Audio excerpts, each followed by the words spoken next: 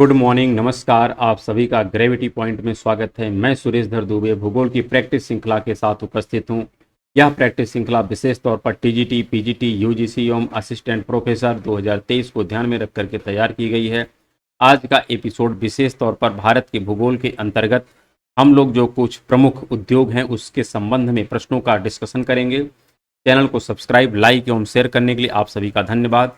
यदि आपने अभी तक चैनल को सब्सक्राइब नहीं किया तो चैनल को सब्सक्राइब करें, लाइक करें एवं प्रमोट करें, जिससे प्रत्येक वीडियो का नोटिफिकेशन आप लोगों तक पहुंच सके। प्रत्येक वीडियो का पीडीएफ मटेरियल टेलीग्राम चैनल पर उपलब्ध है, उसे आप वहां से डाउनलोड कर सकते हैं, जिसका लिंक नीचे कमेंट बॉक्स में दिया गया है।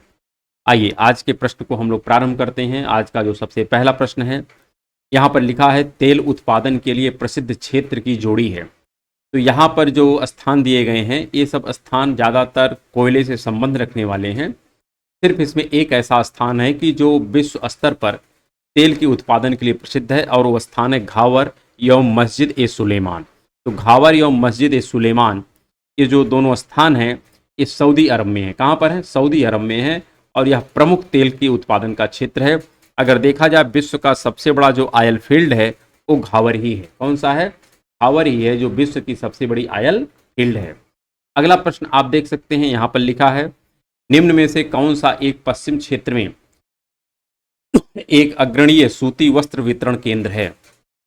तो बताना है कि पश्चिमी क्षेत्र की बात कर रहा है। किस क्षेत्र की बात कर रहा है? पश्चिमी क्षेत्र में एक अग्रणीय सूती वस्त्र वितरण केंद्र है। तो यहाँ पर सूती वस्त्र का जो वितरण केंद्र है वो है मुंबई। कौन सा है? मुंबई। किस क्षेत्र में? पश्चिम के क्षेत्र में।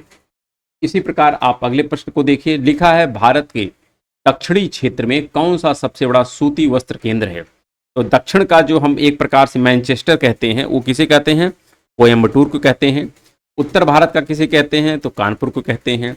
पूरे भारत का किसे कहते हैं? तो अहमदाबाद का कहते हैं। पश्चिम भारत का किसे कहते हैं? तो मुंबई का कहते हैं। किसे कहते हैं? मुंबई का। जो ये पहले वाला प्रश्न है देखिए ना, पश्चिमी क्षेत्र में कौन है? तो मुंबई है। तो इस आधार पर एक प्रश्न पूछे जाते हैं। इसी प्रकार आप अगला प्रश्न देखिए, लिखा है भारत के निम्नलिखित लोहा इस्पात उद्योगों में से कौन सा द्वितीय पंचवर्षीय योजना में नहीं बना था। अर्थात विश्व स्तर मतलब अंतर्राष्ट्रीय सहयोग से भारत में 3 ऐसे इस्पात संयंत्र बने थे जो 1955 में बने थे। कब बने थे? 1955 में। अर्थात द्वितीय पंचवर्षीय योजना में। बाकी एक ऐसा इस्पात संयंत्र है कि जो द्वितीय में नहीं बल्कि हम कह सकते हैं वह तीसरी पंचवर्षीय योजना में बना है, और वह आपका जो इस्पात संयंत्र है अगर उसकी हम बात करें तो वह इस्पात संयंत्र आपको मिलता है बोकारो। क्या मिलता है? बोकारो। बोकारो कहाँ पर है? अगर इसकी बात करें तो झारखंड में है। यह किसके सहयोग से बना है? तो यूएसएसआर के। किसके? यूएसएसआर के सहयोग से बना है। और कब बना है? तो 1964 में इसकी स्थापना हुई है। बाकी जो हैं ये सब कब के बने हैं? तो 1955 के हैं। कब के हैं? 1955 के। ये भी 1955 का है और ये भी 1955 का है। अगर इनके हम बात करें स्थापना की तो कब हुआ है और किसके सहयोग से हुआ है, तो अगर हम देखें भिलाई के विषय में, ये 1955 है। तो भिलाई यह भी यूएसएसआर के सहयोग से ही बना है। राउरकेला की अगर हम बात करें तो इसमें किसका सहयोग है? तो इसमें जर्मनी का सहयोग है। इसी प्रकार जो दुर्गापुर है एक किसका सहयोग है? तो दुर्गापुर में किसका सहयोग है? तो यूके का, यूनाइटेड किंगडम का सहयोग। अगला प्रश्न यहां पर लिखा है सूची 1 को सूची 2 से सुमेलित कीजिए तथा नीचे दिए गए कूट से सही उत्तर का चयन कीजिए। एक तरफ स्थान है, एक तरफ इसका उद्योग है। स्थान में सबसे पहला स्थान है अलीगढ़। यह उत्तर प्रदेश के प्रश्न के आधार पर है। और यहाँ पर अलीगढ़ का किसका संबंध है? फिरोजाबाद का, मड़ुआडीह, मुरादाबाद। तो हम बात करें अगर अलीगढ़ का तो अलीगढ़ के तालाब प्रसिद्ध हैं। इसी प्रकार अगर हम फिरोजाबाद की बात करें तो यहाँ पर कांच उद्योग है, यहाँ की चूड़ियाँ बहुत ज़्यादा प्रसिद्ध होती हैं। मड़ुआडीह किसके लिए जाना जाता है? तो डीजल रेल इंजन जो DLW है। इसी प्रकार मुरादाबाद किसके लिए जाना जाता है? तो पीतल के लिए जाना जाता है।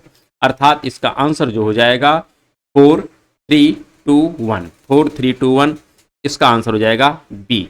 अगला प्रश्न यहाँ पर लिखा है हिंदुस्तान केबल्स फैक्ट्री अवस्थित है। तो यह कहाँ पर स्थित है? इसके विषय में अगर आपको बताना है तो आप कह सकते हैं यह रूपनारायणपुर में है। कहाँ पर है? रूपनारायणपुर। और ये रूपनारायणपुर कहाँ है? आसनसोल, वेस्ट बंगाल में है। कहाँ पर है? यह वेस्ट बंगाल में है, आसनसोल में। इसका आंसर हो जाएगा डी। अगला प्रश्न लिखा है, निम्नलिखित में से कौन सा एक कथन सत्य नहीं है? अर्थात 3 सत्य हैं, सिर्फ एक ही ऐसा है कि जो सत्य नहीं है। तो यहाँ पर उसी का चयन करना है। जैसे एल्युमिनियम उद्योग की स्थिति सस्ती विद्युत उपलब्धता से प्रभावित होती है, ये बात सही है, इसमें कोई डाउट नहीं है, क्योंकि जहां पर भी विद्युत का खर्च कम आएगा वहां पर एल्युमिनियम इंडस्ट्री का सेटअप किया जाता है। इसके पीछे कारण ये है क्योंकि एल्युमिनियम, जब हम बॉक्साइट से एल्युमिना और एल्युमिना से एल्युमिनियम की प्राप्ति करते हैं तो काफ़ी ज़्यादा विद्युत की आवश्यकता पड़ती है, तो इसलिए यह महत्वपूर्ण फैक्टर है। अगला लिखा है, भारत में एल्युमिनियम विनिर्माण बॉक्साइट खदानों से दूर संपन्न होता है, ये बात नहीं सही है। ज़्यादातर जितने भी हम कह सकते हैं बॉक्साइट या जितने भी उद्योग धंधे होते हैं, या तो इनका निर्धारण बाजार के समीप होगा, या तो परिवहन की सुविधा वहाँ पे होनी चाहिए, या तो खनिज संसाधन होना चाहिए। इसी आधार पर हम उस उद्योग धंधे को लगाते हैं। तो एल्युमिनियम में चूंकि जिस हम बॉक्साइट का प्रयोग करते हैं, जिस अयस्क का प्रयोग करते हैं, यह अयस्क बहुतायत में इस्तेमाल किया जाता है, तब जाके एल्युमिनियम की प्राप्ति होती है। अर्थात 6 किलो अगर आपका बॉक्साइट है तो उससे 1 किलोग्राम एल्युमिनियम की प्राप्ति होगी। इसलिए जहां पर भी एल्युमिनियम की फैक्ट्री लगाते हैं वह बॉक्साइट के खदान के समीप ही होती है। साथ में वहां पर विद्युत की जो उपलब्धता है यह भी सस्ती होनी चाहिए। तो इस आधार पर यही दूसरा आपका गलत है और गलत का ही चयन करना है, इसलिए यही हमारा आंसर हो जाएगा शेष। आप देख सकते हैं भारत में एल्युमिनियम का उत्पादन सार्वजनिक एवं निजी क्षेत्र के योगदान से होता है, ये तो सही है, कोई दिक्कत नहीं है। फिर लिखा है एल्युमिनियम उत्पादन का 1/3 भाग परिवहन में प्रयुक्त होता है, ये भी सही है। तो इस आधार पर 3 सही है, सिर्फ दूसरा यहाँ पर गलत है, और इसी आधार पर यही हमारा आंसर हो जाएगा। अगला प्रश्न लिखा है, भारत में निम्न कौन सा केंद्र होजरी का सबसे बड़ा केंद्र है? अब होजरी का मतलब होता है जो रेडीमेड गारमेंट कपड़े होते हैं, उसके विषय में बात कर रहा है। तो होजरी का जो सबसे बड़ा केंद्र है वो कहाँ पर है? लुधियाना में है। कहाँ पर है? लुधियाना में है। इसी प्रकार अगला प्रश्न यहाँ पर लिखा है, भारत के निम्नलिखित लौह इस्पात संयंत्रों में कौन सा कोयला क्षेत्र के समीप स्थित नहीं है? तो यहाँ पर अगर हम बात करें, भारत में 4 प्रकार के उद्योग धंधे हैं लौह इस्पात के। एक ऐसे उद्योग धंधे हैं कि जो लौह इस्पात मतलब कोयले क्षेत्र के समीप हों। कहाँ पर है? जहाँ पर कोयला का उत्पादन हो रहा है उसी के समीप हों। इसमें कौन कौन से हैं? बर्नपुर है, हीरापुर है, कुल्टी है, दुर्गापुर और बोकारो। ये सब जो लौह अयस्क के क्षेत्र है ये ज़्यादातर कोयले क्षेत्र के समीप में हैं। इसी प्रकार कुछ ऐसे भी लौह अयस्क के क्षेत्र हैं, लौह इस्पात संयंत्र हैं कि जो लौह अयस्क के समीप हैं। कौन कौन से? जैसे राउरकेला है, भद्रावती है, सलेम है और विजयनगर। लेकिन जो जमशेदपुर है, जमशेदपुर एक ऐसा कह सकते हैं लौह संयंत्र है जहाँ ना तो मतलब एक कोयले के भी समीप नहीं और लौह अयस्क के भी समीप नहीं, मतलब दोनों के यह मध्य में है। इस आधार पर हमारा जो आंसर होता है वो हो जाता है जमशेदपुर, क्योंकि यह ना तो कोयले के समीप है ना तो लौह अयस्क के समीप है, बल्कि इन दोनों के मध्य में स्थापित करने का प्रयास किया गया।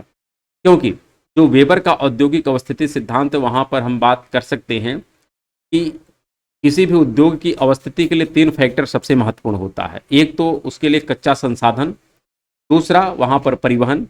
अगर कोई उद्योग है जिसके लिए 2 महत्वपूर्ण खनिज संसाधन आवश्यक होते हैं तो तीनों का जो मध्य बिंदु होता है वहाँ पर स्थापित किया जाता है। तो अगर आप कोई उद्योग धंधा कोयले के समीप स्थापित कर देंगे लोहे का जो है, तो उसको लोहे का अयस्क आयात करना पड़ेगा, मतलब वहाँ से ट्रांसपोर्ट करना पड़ेगा। अगर आप उद्योग धंधा लौह अयस्क के समीप कर देते हैं, चूँकि लौह अयस्क के लिए कोयले की आवश्यकता पड़ती तो कोयले को आपको वहाँ से ट्रांसपोर्ट करना पड़ेगा। तो इसलिए जमशेदपुर जो हमारा संयंत्र है इसको ऐसे स्थान पर स्थापित किया गया है जो ना तो कोयले के समीप है ना तो लौह अयस्क के समीप है, बल्कि इन दोनों के मध्य में है, जिससे दोनों पर बराबर खर्च आए, किसी एक पर ज़्यादा लोड ना आए। तो यही हमारा आंसर हो जाएगा, क्योंकि पूछा है ना कि लौह इस्पात संयंत्र में कौन सा जो कोयले क्षेत्र के समीप नहीं है, तो कोयले क्षेत्र के समीप कौन सा नहीं है, उसका आंसर हो जाएगा आपका जमशेदपुर। कौन सा हो जाएगा? जमशेदपुर। इसी प्रकार एक ऐसा संयंत्र है कि जो तटीय क्षेत्र में स्थित है और वह है विशाखापत्तनम, अर्थात इसके लिए ट्रांसपोर्ट की व्यवस्था बेहतर है। ट्रांसपोर्ट के उद्देश्य से इसको यहाँ पर स्थापित किया गया है, इसलिए हमारा आंसर तो इस आधार पर जो है जमशेदपुर है। बाकी सब जो हैं एक कोयले क्षेत्र के समीप में ही स्थित हैं। अगला प्रश्न लिखा है, सूची 1 को सूची 2 से सम्मिलित करना है और नीचे दिए गए कूट के आधार पर उत्तर का चयन करना है। एक तरफ लौह इस्पात संयंत्र है और एक तरफ नदी तट पर अवस्थित, कि किस नदी पर यह स्थित है। जैसे राउरकेला है तो राउरकेला किस नदी पर स्थित है? यह ब्राह्मणी नदी पर है। किस पर है? ब्राह्मणी नदी पर है। इसी प्रकार अगर हम टाटा की बात करें तो टाटा आपकी स्वर्ण रेखा पर है। विश्वेश्वरैया जो है या विश्वेश्वरैया भद्रावती पर है, किस पर है, भद्रावती पर, जो कर्नाटका में है। और बोकारो जो है यह दामोदर में है। कहाँ पर है, दामोदर में है। इस आधार पर हम प्रश्नों का आंसर दे सकते हैं और हमारा जो उचित आंसर हो जाएगा हो जाएगा 3142। क्या हो जाएगा, 3142। ये आंसर हमारा सही है। अगला प्रश्न यहाँ पर लिखा है, सूची 1 को सूची 2 से सुमेलित कीजिए एवं नीचे दिए गए कूट से सही उत्तर का चयन कीजिए। यहाँ पर एक तरफ उद्योग है और दूसरी तरफ स्थान है। हमको बताना है कि कौन सा यहाँ पर सही आपका मिलान है। जैसे कागज उद्योग कहाँ पर है, इसके विषय में बताना है। फिर सीमेंट उद्योग कहाँ पर है, इसको बताना है। लौह इस्पात संयंत्र कहाँ है, इसे बताना है। खनिज तेल कहाँ है, इसे बताना है। तो इसको हमको मिलान करना है। क्या करना है, मिलान करना है। अगर इसकी हम मिलान की बात करें तो यहाँ पर जो हमारा आंसर हो जाएगा, अगर देखें कागज उद्योग जो है आपका टीटागढ़ है। कहाँ पर है, टीटागढ़ है। और अगर हम बात करें टीटागढ़ कहाँ पर है, तो ये वेस्ट बंगाल में है। कहाँ पर, वेस्ट बंगाल में है। इसी प्रकार अगर हम सीमेंट की बात करें तो सीमेंट इंडस्ट्री आपकी लाखेरी में है। कहाँ पर है, लाखेरी में है। ये आप स्पष्ट रखिएगा, यहाँ पर है। इसी प्रकार लौह एवं इस्पात संयंत्र कई बार आप डिस्कस कर चुके हैं, भिलाई में है। और खनिज तेल कहाँ पर है, अंबाला में है। तो सभी को अगर आप ना भी मिलान कर पाएं, केवल भिलाई को ध्यान दे दें, तो भिलाई में लौह इस्पात संयंत्र है। अर्थात हमारा सी का जो आंसर होना चाहिए वो 2 होना चाहिए। तो सी आप यहाँ पर देख सकते हैं और सी के नीचे 2 केवल यहाँ पर स्थित है, बाकी कहीं नहीं स्थित है। और इस आधार पर हमारा आंसर हो जाएगा ए। क्या हो जाएगा, ए। चलिए अगले प्रश्न पर चलते हैं। अगला प्रश्न यहाँ पर लिखा है, महाराष्ट्र में मनमाड से कोल्हापुर तक का क्षेत्र किस उद्योग के लिए प्रसिद्ध है। चीनी उद्योग के लिए प्रसिद्ध है। किसके लिए, चीनी उद्योग के लिए प्रसिद्ध है। नो डाउट, एकदम स्पष्ट तरीके से इसे याद करिएगा। अगला प्रश्न लिखा है, निम्नलिखित में से कौन सा कोलकाता हुगली औद्योगिक प्रदेश में नहीं है। तो यहाँ पर जो जमशेदपुर है, यह जमशेदपुर कोलकाता में नहीं है।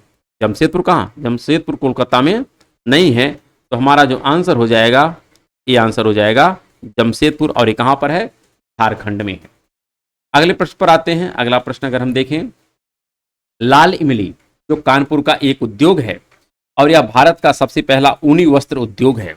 तो लाल इमली भारत का सबसे पहला ऊनी वस्त्र उद्योग है और कहाँ पर है, कानपुर, उत्तर प्रदेश के कानपुर में यह स्थित है। इसी प्रकार अगला प्रश्न लिखा है, निम्नलिखित स्थान तथा उद्योग से संबंधित गलत जोड़ा बताइए। अर्थात 3 यहाँ पर सही हैं, 1 गलत है। तो जो गलत है उसी का चयन करना है कि कौन सा गलत है। जैसे मुंबई लिखा है लोहा इस्पात, तो मुंबई में लोहा इस्पात का कोई खास स्कोप है नहीं, क्योंकि यहाँ पर एक रत्नागिरी और एक भंडारा, 2 ही जगह यहाँ पर लौह इस्पात पाए जाते हैं। ऐसे में यहाँ पर कोई खास उद्योग धंधा विकसित नहीं है जो लौह इस्पात से संबंध रखता हो। तो इसलिए यही हमारा आंसर हो जाएगा। बाकी तो सब सही मिलान है। जैसे टीटागढ़ वेस्ट बंगाल में जूट उद्योग है, कोरबा एल्युमिनियम के लिए जाना जाता है और धारीवाल किसके लिए जाना जाता है, तो ऊनी वस्त्र उद्योग के लिए जाना जाता है। अगला प्रश्न लिखा है, भारत का कौन सा नगर लौह इस्पात उद्योग से संबंधित नहीं है। यहाँ पर बताना है, अर्थात एक ऐसा संयंत्र है जो लौह इस्पात से संबंध नहीं रखता है, बाकी सभी नगर लौह इस्पात से संबंध रखते हैं। तो उसी का चयन करना है जो संबंध लौह इस्पात से ना रखता हो, और वह आंसर होगा कोरापुट। क्या हो जाएगा, कोरापुट, क्योंकि कोरापुट में लौह इस्पात संयंत्र नहीं है। यह आपको स्पष्ट होना चाहिए। बल्कि यहाँ पर क्या है, यहाँ पर हवाई जहाज के इंजन से संबंधित कार्य किया जाता है और कोरापुट कहाँ पर है, उड़ीसा में है। बाकी चाहे विजयनगर हो, चाहे राउरकेला हो, चाहे विशाखापट्टनम हो, यह सब लौह इस्पात संयंत्र ही हैं। विजयनगर जो है यह भी आपका वेस्ट बंगाल में है, राउरकेला उड़ीसा में, विशाखापट्टनम आप देखते हैं चेन्नई के पास स्थित है। तो इस आधार पर हमारा जो बेहतर आंसर होगा वो हो जाएगा डी।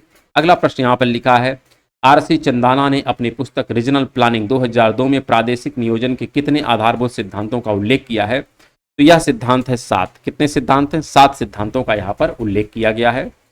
अगला प्रश्न इसी प्रकार लिखा है, महत्वपूर्ण प्राकृतिक संसाधनों का मात्रात्मक वितरण मानचित्र की सहायता से किसने भारत के नियोजन प्रदेशों का सीमांकन किया है।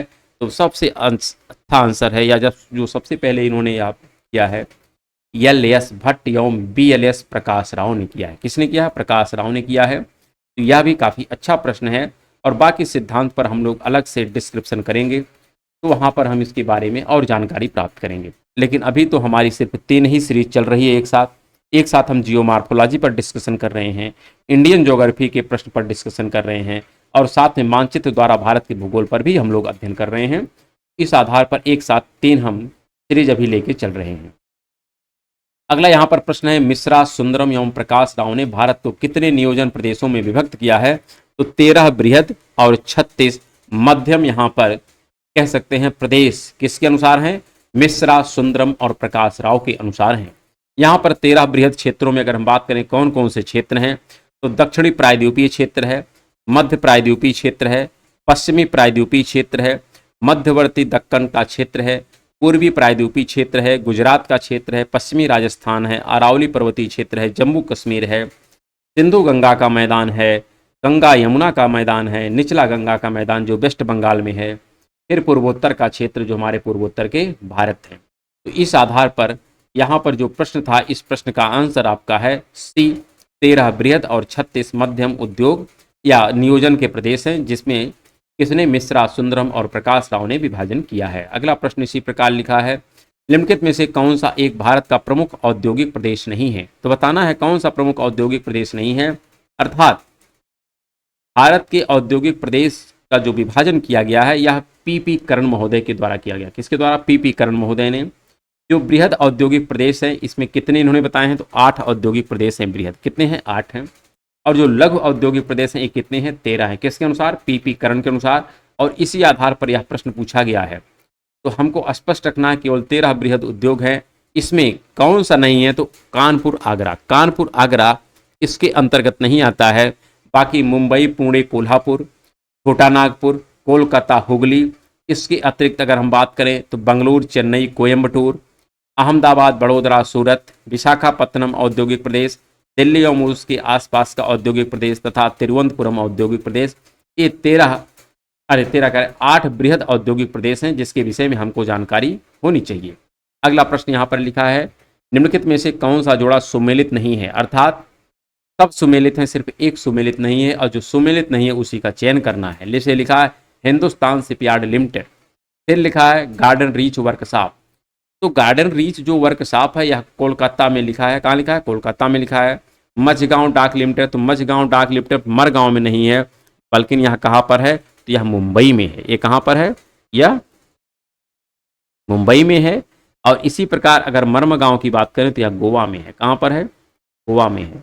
तो यही मिलान सही नहीं है, बाकी सब सही है, क्योंकि मरमा गांव का संबंध मझगांव डाक लिमिटेड से नहीं है, बल्कि मझगांव डाक लिमिटेड का संबंध मुंबई से है, और मरमा गांव का संबंध किससे है? तो गोवा से है। यही हमारा आंसर सही नहीं है, बाकी सब सही है। Goa shipyard limited, Vasco da Gama, ये सही है। गार्डन रिच वर्कशॉप कोलकाता में ये भी सही है, और हिंदुस्तान शिपयार्ड लिमिटेड विशाखापत्तनम ये भी सही है। तो हमारा आंसर जो हो जाएगा वो हो जाएगा सी। यहाँ पर अगला प्रश्न लिखा है, निम्नलिखित में से कौन सा स्थान प्रमुख औद्योगिक केंद्र नहीं है? इसका तात्पर्य है कि यहाँ पर एक ऐसा स्थान है जो प्रमुख औद्योगिक केंद्र नहीं, बाकी सब औद्योगिक केंद्र है। तो यहाँ पर कोयम्बटूर है, मदुरई है, मुंबई है, कोलकाता है। तो जैसा आप जानते हैं कोयम्बटूर भी औद्योगिक प्रदेश है, मुंबई भी है, कोलकाता भी है, लेकिन मदुरई जो है यह एक धार्मिक प्लेस है। क्या है? यह एक धार्मिक प्लेस है। तो इस आधार पर हमारा जो आंसर हो जाएगा वह हो जाएगा बी। अगला प्रश्न लिखा है, डीजल लोकोमोटिव वर्ग से एक उत्पादन इकाई जिसका स्वामित्व भारतीय रेल के पास है, कहाँ पर स्थित है? यह वाराणसी में है। जो DLW मड़ुआडीह है वहाँ पर यह स्थित है। तो इस तथ्य को भी आपको ध्यान रखना है, क्योंकि यहाँ से कई प्रकार के प्रश्न पूछे जाते हैं।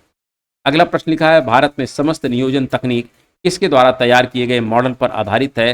तो नेहरू महालनोबिस मॉडल। जो नेहरू महालनोबिस मॉडल है, आज़ादी के बाद पहला इन्होंने कह सकते हैं समस्त नियोजन तकनीक के द्वारा जो मॉडल हमारे देश में लाया गया है स्वतंत्र भारत में, वह किसके द्वारा लाया गया? तो नेहरू महालनोबिस मॉडल है। तो नेहरू महालनोबिस मॉडल है। तो यहाँ पर नेहरू तो नहीं लिखा है, लेकिन महालनोबिस है। इस आधार पर हमारा आंसर जो हो जाएगा महालनोबिस हो जाएगा, लेकिन पूरे मॉडल का जो नाम है उसका नाम है नेहरू महालनोबिस मॉडल। अगला प्रश्न लिखा है, यदि n = 10 एवं समेसन डी स्क्वायर = 99 तो कोटि सहसंबंध गुणांक का मान होगा। कोटि सहसंबंध गुणांक का जो फार्मूला होता है 1 - 6 ब्रैकेट में रहेगा summation D square divide by n³ - n। तो हर प्लेस पर उसका वैल्यू रख देंगे, तो यहाँ पर हमको जो वैल्यू प्राप्त हो जाती है वह हो जाती है 0.4%। क्या हो जाएगी? 0.4। तो यह हमारा उचित आंसर हो जाएगा सी। अगला प्रश्न लिखा है, निम्न में से किसने भारतीय वनों के वर्गीकरण की योजना प्रस्तुत की है? तो भारतीय वनों के वर्गीकरण की जो योजना प्रस्तुत की है तो यह HG चैंपियन महोदय ने किया है। किसने किया है? HG चैंपियन महोदय ने किया है और इसके विषय में बहुत बृहद जानकारी हम लोग कालक्रम में करेंगे जब हम राष्ट्रीय वन नीति की चर्चा करेंगे। लेकिन अभी तो प्रश्न सीरीज चल रही है, प्रैक्टिस श्रृंखला चल रही है, इसलिए इसमें हम थोड़ा संक्षेप में चर्चा करने का प्रयास कर रहे हैं। शेष चर्चाएं हम लोग कालक्रम में करते रहेंगे। इसी के साथ जो आज का यह एपिसोड है इसको हम समाप्त करते हैं। कल हम लोग पुनः एक नए एपिसोड में मिलेंगे। तब तक के लिए नमस्कार, धन्यवाद।